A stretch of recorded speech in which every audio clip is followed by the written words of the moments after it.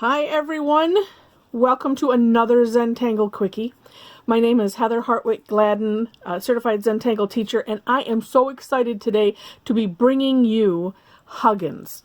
This is one of my very favorite tangles, and as I'm saying it, I'm thinking, oh, I wonder, I should go back. I wonder how many times I've said that, because so many of them are my favorite, but I really do love this one. And I hope that you will too afterwards. All right, so I've started off with my 4 corner dots, like we typically do in Zentangle.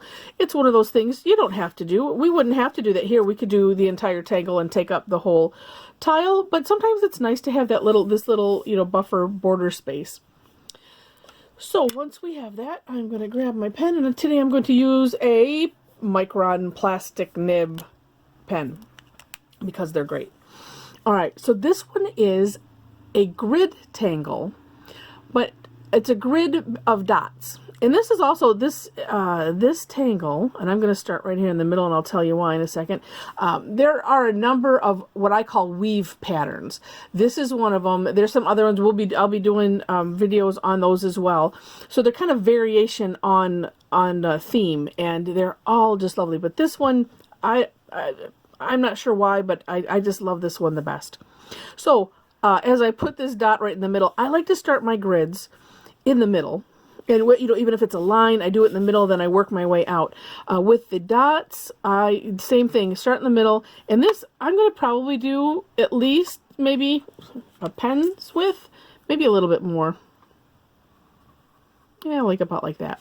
And sometimes I'll just do, make kind of a square with the dots, and then work out from there, turning my tile, of course, and then working really hard to keep the similar distance, kind of keep it as squared as I possibly can. And I'm just going to do the major sections and then come back and fill in these little partials.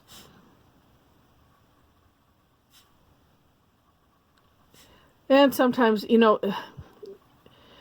I say my grids, sometimes I do my best to try to make them, as even and symmetrical and whatnot as possible. Sometimes it just doesn't work out. But that is the fun thing to me about Zentangle. And this one's going to be just probably a little partial. Oh, maybe, I don't know. That one too a little bit, and then over here. So when I do my little, my border like this, I like to work with what I have and essentially drawing underneath it. So that's why I'm doing little partials, just imagining, well, where would that dot be if I was doing the whole thing? And to me, it's just a challenge, and it's fun, and has a neat effect on top of it. And I'm just going to kind of make my dots sort of even. There's some touch up at the end that we'll do. All right, so once you have your dot grid set, and, if it ends up a little wonky, that's okay. There's actually, and I'll do it I might do it on another Zentangle Quickie. I have done this as a class. It's called Crazy Huggins, and you put the tangles all over the place, and I will show you a picture of it at the end here. And so I share that because a lot of times we like to get hung up in making things perfect.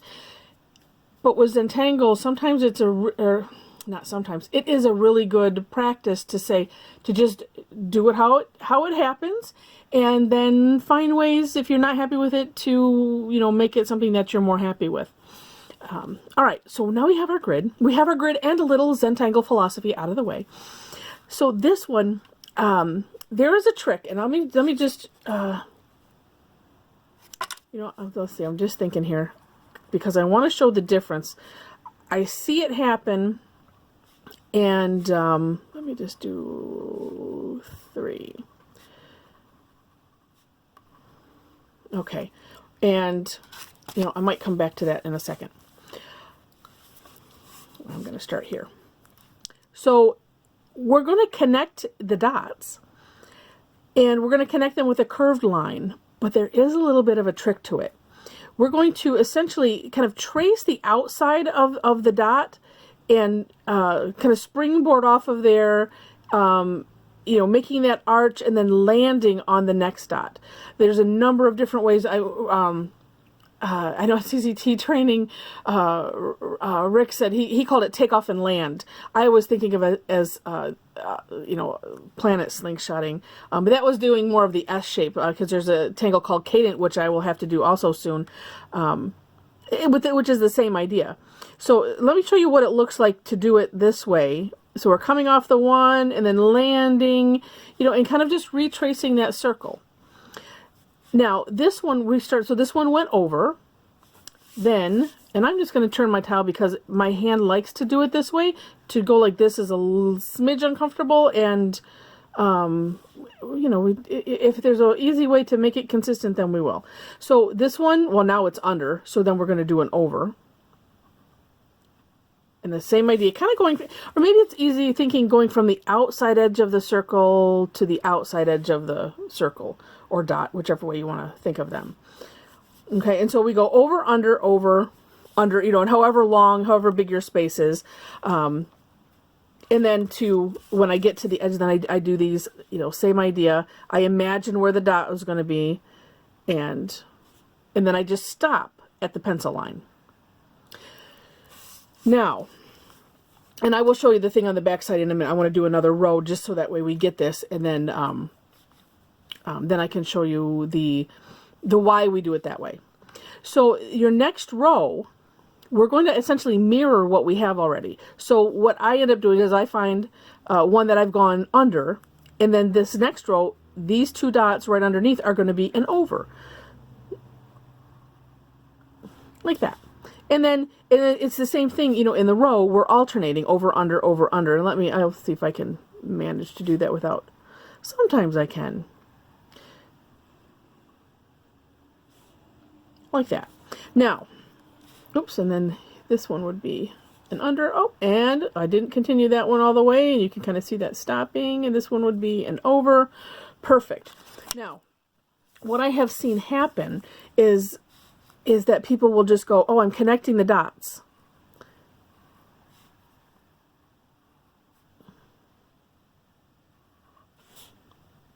You know, and it's one of those that looks okay, but there's just, you know, there's something different between having it look like this and having it look like that. So I just share that as the reason why, because you may see that where, you know, in some of the tangle step outs, and you see where that red line is tracing over something, and a lot of times there's just these little bits of reasons why. All right, so then we're going to continue. So the next row, I'm finding my under and then mirroring that, so that way that gets me started on that row.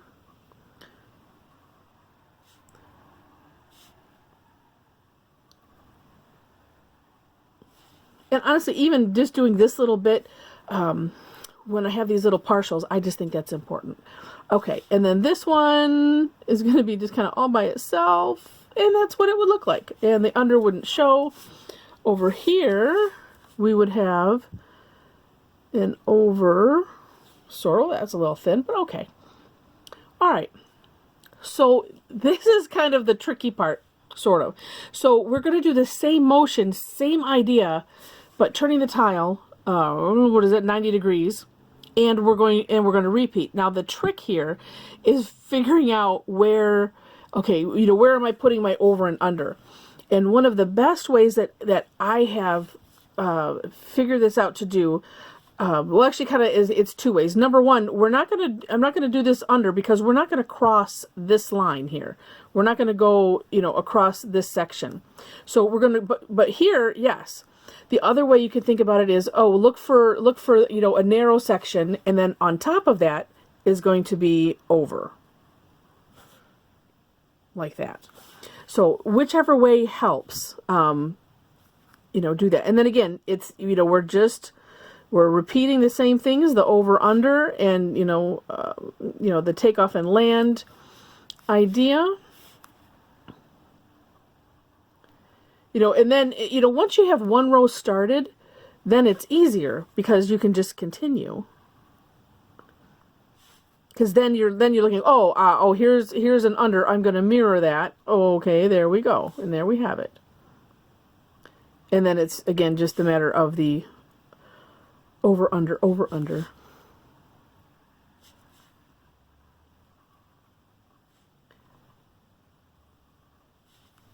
And I want to say, I think that that is really the most difficult part with this tangle, is just this step here. And really it's just getting it started. That's the only issue with that one. Let's see. Oops, and I would have missed this little over. And there we have it. And isn't that cool? And I'm going to go back to the back here and then finish this up, just so that way you can kind of see the difference. You know, if you do it this way, like I said, it looks okay, but you know, going around those dots, and you can think of it this way, you're hugging the dots as well. So so that is Huggins. Now for shading, you know, this is one that, oops, and I just noticed a place that I missed. You're probably yelling at your screen going, Heather, get that piece right there. How could you miss that? This is one that you could almost leave it as it is if you wanted to. What I like to do with this one is to kind of emphasize that over under a little bit. So, you know, you could put some shading right here, you know, on the curved lines. Let me just do a little bits of that.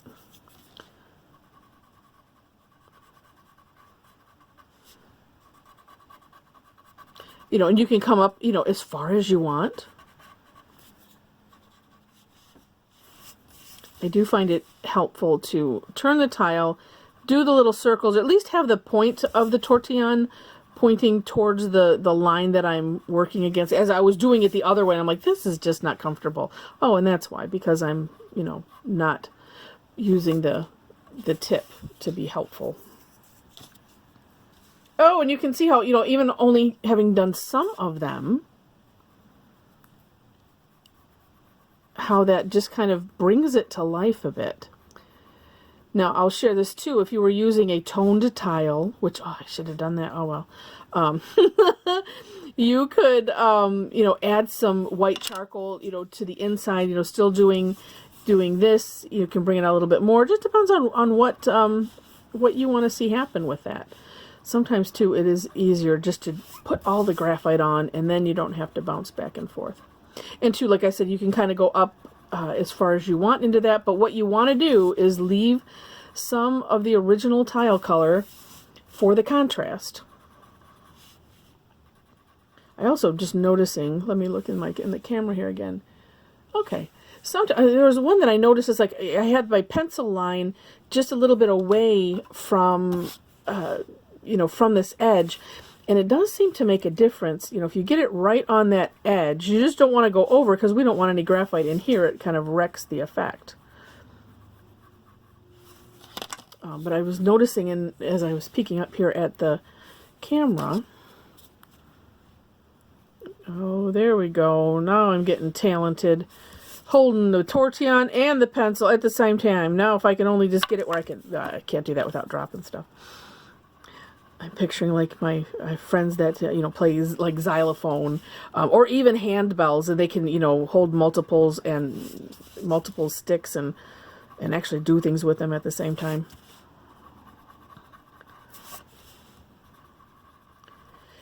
And then too, as you're doing shading, I like to start a little bit light, and then again, it helps to point the tip of the pencil where, not like what I'm doing right now.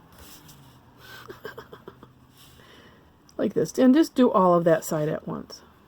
And then you're not you're flipping your tile around continuously, like I was just doing. All right. Actually, you could do that, you know, and then turn, well, oh, that's right. This is kind of an edge here, so we'll put that there. Turning again, you know, just sometimes having some kind of order helps. There it is. And I got that. And, you know, inevitably I'll still miss something, but that's okay.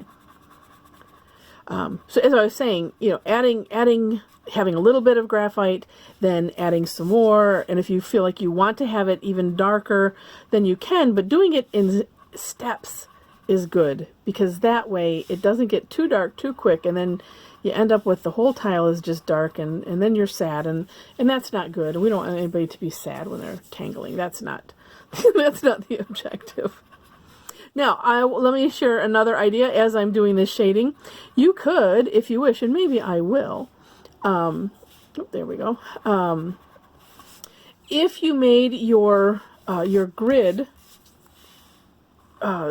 dots big, you could do something in the middle of them. Have I got everything? Let's see how that looks. Oh my gosh, that looks amazing. If you wanted to, you could. We'll see if this actually works. Sometimes you got to get these gel pens warmed up a little bit. You could put a little dot in each one if you wanted to. Some people will, and actually I'm trying to think, maybe I know in some step outs I've seen, I have to go and look again, where it was actually an orb, not colored in, but I'd end up coloring it anyway because it ends up getting messy. But that's just, some extra fun things that you can do. You could make them bigger and do a little something else in the inside of those. That's where it is just one of those, it is up to you and your creativity. But isn't that just lovely? Oops, missed this bit right here. Aha. And that place. I must have all those. But isn't that just amazing? If somebody said, here, draw a weave pattern, and a lot of us that are non-artists would say, okay, no idea how. Well, this is how we do this pattern, and I hope you enjoyed.